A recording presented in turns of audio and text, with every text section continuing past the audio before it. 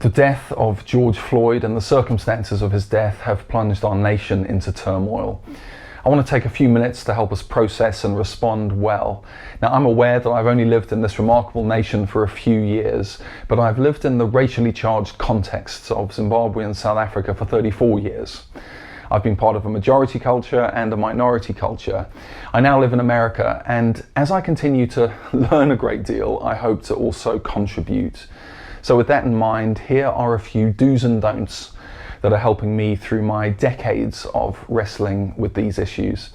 So in terms of do, I had to acknowledge that systemic racism and injustice is one of the issues of our generation. I couldn't bury my head in the sand. I should not be trite or dismissive. This is our generation's issue and our generation's responsibility to ensure it is not the issue in the next generation. It will be an issue, but it must be a much smaller one than it is today. Then I immerse myself in the truth of Imago Dei. Bible believers and great social reformers have always throbbed with this truth. As Dr. King famously said, there are no gradations in the image of God. Every man from a treble white to a bass black is significant on God's keyboard, precisely because everyone is made in the image of God. MLK's dream is the Bible's dream, and it's our dream, Imago Dei. Then I recommend cultivating cross-ethnic friendships. These have helped me understand the issues better, and I feel better understood myself. And these friendships are great fun, very enriching, and I find crucial to keeping my heart soft towards people of other ethnic groups. One other quick do, let's remain grateful for our law enforcement officers. We are not grateful for abusive officers of the law, but we are thankful to all decent officers of all ethnicities for the outstanding work they do. Their profession has always been hard. It must seem impossibly hard at the moment. Thank you for your selfless service. Then what about some don'ts? Well, I would urge us not to redirect to other issues such as Me Too or abortion. However vital these other issues are, toggling to them at this time comes across insensitive and suggests a failure to grasp the gravity of the current situation.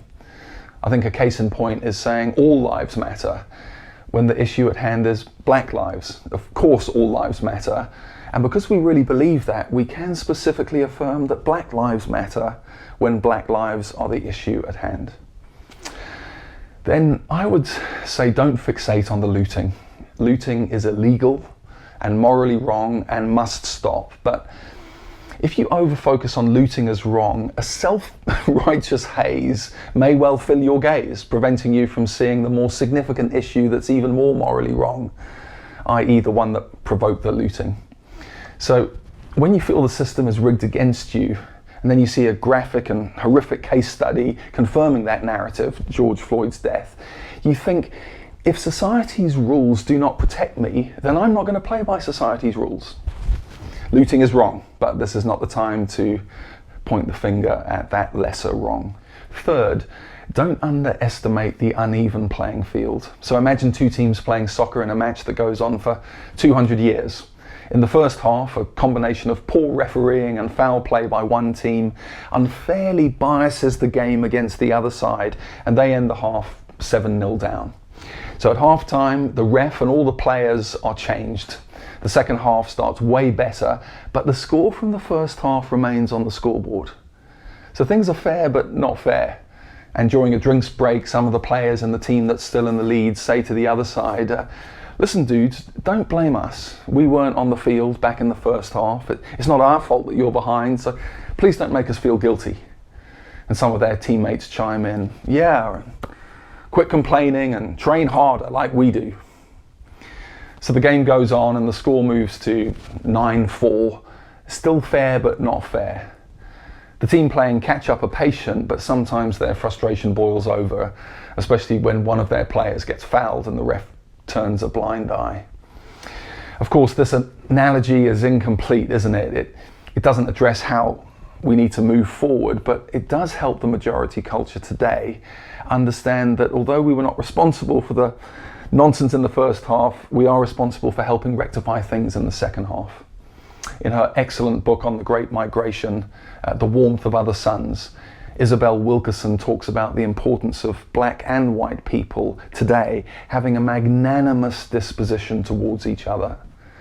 And I find that having a wide-angle view, particularly of the past, helps develop large-heartedness in our tense present. So in closing, the Bible warns us in the book of James against the sin of partiality. So when there's partiality in my life, I need to be called out and helped to change.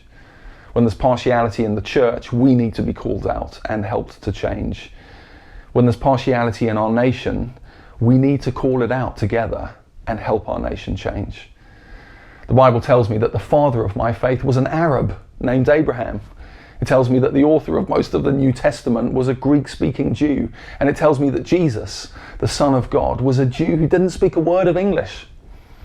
And it tells me that he came to earth to reconcile man to God and to break down the walls of hostility and division that divide ethnic groups.